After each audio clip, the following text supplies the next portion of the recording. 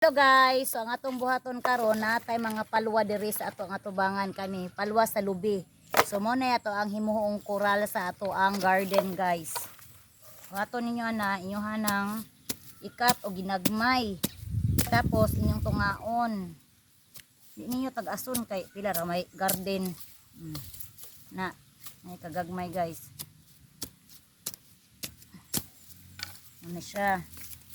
Kaya ngani ka tag-as gamay. Wala mo yung mga kanang kwayan or something na kahoy sa inyo ha. Nya na may daghang palwa. Kanihi mo ang koral sa inyo hang mga garden guys kay gamit kay ni siya. Dili na mosulod ang inyo hang mga manok ani. Maning gibutangan ako koral-koral kay ako ang mga tanom guys ilang pang kay kayon. Maka-stress kayo ako mga manok dire. Unang kinahanglan na tong koralan. Dako lang.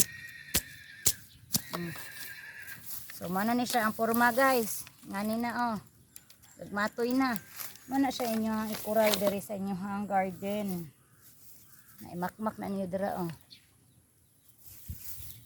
Na, para dili nakasulod ang mga sapat ninyo. Sapat bay tawag ana. Ang hayop.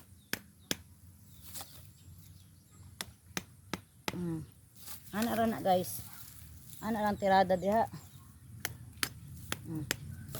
Awan ninyo.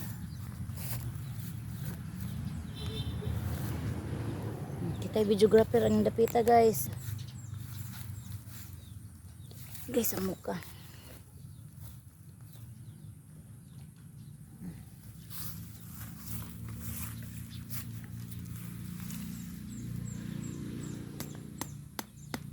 Kural-kural ramo. Mura ramo gadua-dua dia guys. Pero wa na. Ana man nali trabaho. Ana na. Tanawan niyo guys ang ako ang tirada. Nakakural na siya. Padulong dito. Mana siya tirada nako guys. Para dili siya sudlon sa mga manok. Mana siya ang porma ana. So kabalo mo kung sa akong itanom diri. Ang diri sa tubangan pichay, diha sa tunga kay ampalaya. Kay naman siya katayanan padung babaw. Di na ko maghimog katayanan palain kanina. Sa may purposan himaw na himong balay-balay layon ako.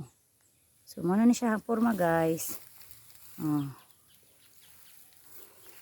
So dali lang taman guys kay magkumbati pa ko.